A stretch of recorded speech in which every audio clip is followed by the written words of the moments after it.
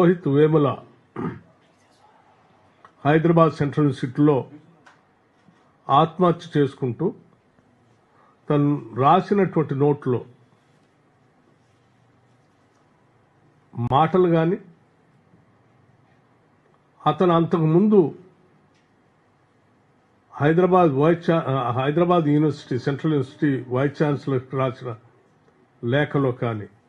ముఖ్యంగా ఇక్కడ అడ్మిషన్స్ తీసుకునేటువంటి దళిత విద్యార్థులందరికీ అడ్మిషన్తో పాటు ఇంత విషయాన్ని ఒక తాడును కూడా ఇస్తే ఉరేసుకొని అది చచ్చిపోవటానికి పనికొస్తుందని చెప్పినటువంటి సంఘటన ఎంత మానసికంగా కలిచివేస్తే తప్ప ఎన్నో వ్యయ ప్రయాసాలు కోర్చి అనేక కష్టాలను అధిగమించి ఒక పిహెచ్డి స్థాయి వరకు వచ్చినటువంటి నవ యువకుడు చనిపోవటం ఒకటే నాకు మార్గం అని అనుకునేటువంటి పరిస్థితులు ఈ యూనివర్సిటీలో ఈ దేశంలో సృష్టించబడి ఉన్నాయి. ఇది చాలా బాధాకరం అని చెప్పిన ఆ రాతలు నిజంగా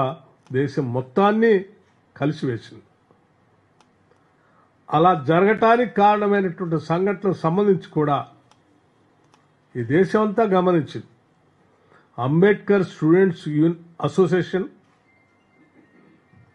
ఆ యూనివర్సిటీలో జరుగుతున్నటువంటి సంఘటనలన్నింటినీ గమనించి ఇక్కడ ఆత్మగౌరవంతో బతకటానికి కావలసినటువంటి హక్కుల గురించి పోరాటం చేస్తూ ఆ యూనివర్సిటీ అధికారులకి విజ్ఞాపనలు ఇస్తున్నటువంటి సందర్భంలో వాళ్లను అడ్డుకొని ఏబీఈపీ ఆధ్వర్యంలో సుశీల్ కుమార్ అనేటువంటి ఆ యూనిట్ అధ్యక్షుడిగా ఉన్నటువంటి వ్యక్తి అడ్డుకొని కావాలని వీళ్ళని దేశద్రోహులుగా చిత్రీకరిస్తూ ఒక కంప్లైంట్ యూనివర్సిటీ అథారిటీస్ ఇవ్వటమే కాకుండా భారతీయ జనతా పార్టీకి సంబంధించిన నాయకత్వానికి కూడా అందించి వీళ్లపైన కేసులు పెట్టి చర్యలు తీసుకునే విధంగా పైనుంచి అంటే హ్యూమన్ రిసోర్సెస్ మినిస్టర్ దగ్గర నుంచి కింది స్థాయి అక్కడ ఉన్నటువంటి స్థానిక ఎమ్మెల్సీ